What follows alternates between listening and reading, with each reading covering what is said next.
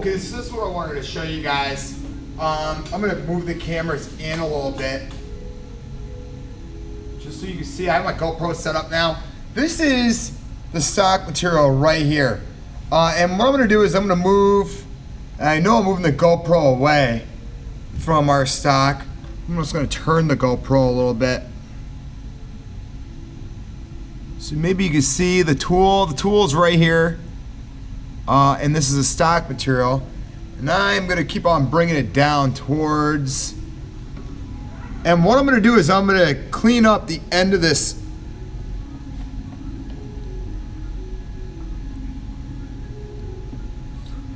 I'm just gonna clean up the end of this part here.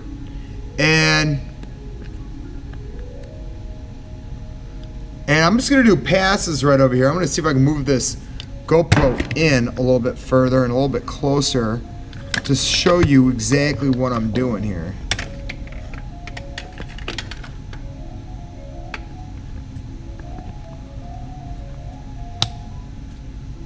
I have like a little GoPro stand over here, and it seems to be working pretty well on all this grease.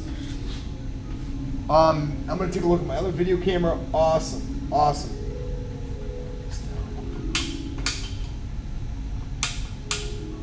So you can see a little bit more of the apron wheel here of what I'm going to be turning.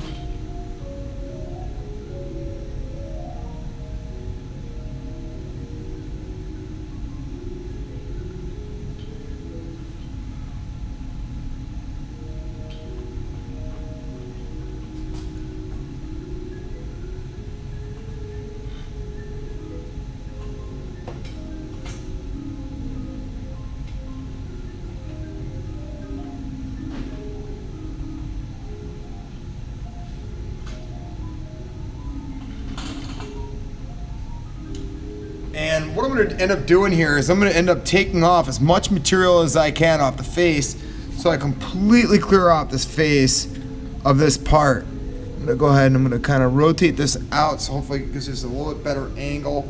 Put on my safety glasses. I'm a big fan of a little bit of oil on the tool to begin, and a little bit of oil on our part here.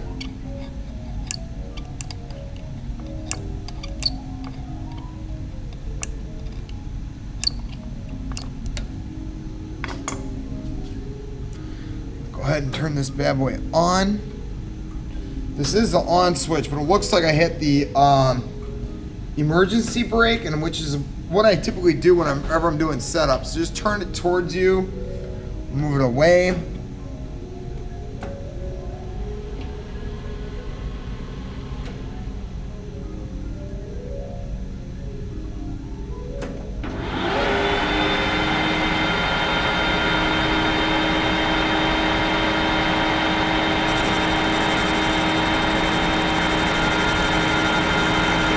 And we're just cleaning up the very end of this on the cross feed, longitudinally. And I am still very far below center. Way too far below.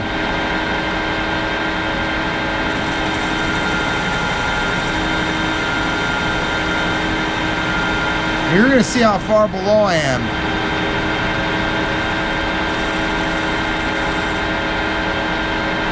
That's too far below. You should never end up with a little dimple like that on your tool, on your part. Right now I'm cutting at about 700 RPMs, and that is not because of my cutting. I'm gonna have to raise that tool up. Anytime you end up with like a little dimple burr here, you gotta raise up your tool. You're significantly too low. I'm guessing I'm probably like 50 to 100 thousandths low. So what I'm gonna do when I wanna raise this is I'm gonna bring the tool away from my stock. I'm gonna bring it out a little bit away from my stock. I'm gonna loosen the post. I like to kind of turn it away from me. Tighten the post. Tighten the post. And I'm gonna need to raise these up higher and put more shim stock underneath this tool. Oh geez, I took the shim stock out. It probably was good. So whenever I'm gonna put shim stock underneath any of my tools, I'm just gonna go ahead and put the shim stock there.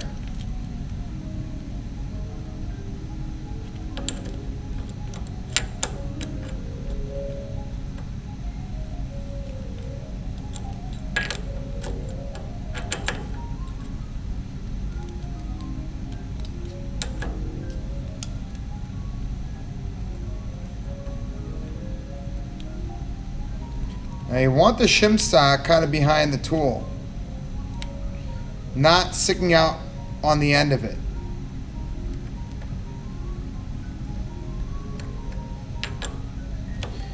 And I'm clamping it up so the tool is just barely sticking out of this thing. Hold it in there, tighten it, tighten it, tighten it. I'm just gonna do it one more time. That's tight. Just giving it a good one more snugging to make sure the tool is gonna come out.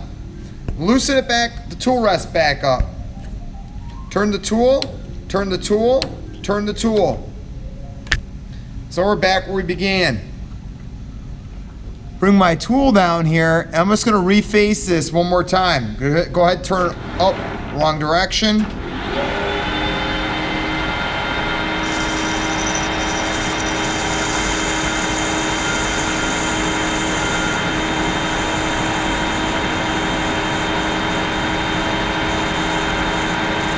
And that's about perfect. You want that tool to be just below center. I could probably shim it up a little higher. You're gonna end up with a little tiny burr in the bottom. If you take it off and there's no little burr there, your tool is too high. You wanna lower it down so you have a little bit of a little tiny burr there. That's it. That's gonna apply the proper amount of torque at this cutting speed with this style cutting tool. Actually, all cutting tools, I highly recommend that. So make sure you shim your stock, your tool, just right, so that way when you shim your tool, your stock material is just slightly above center.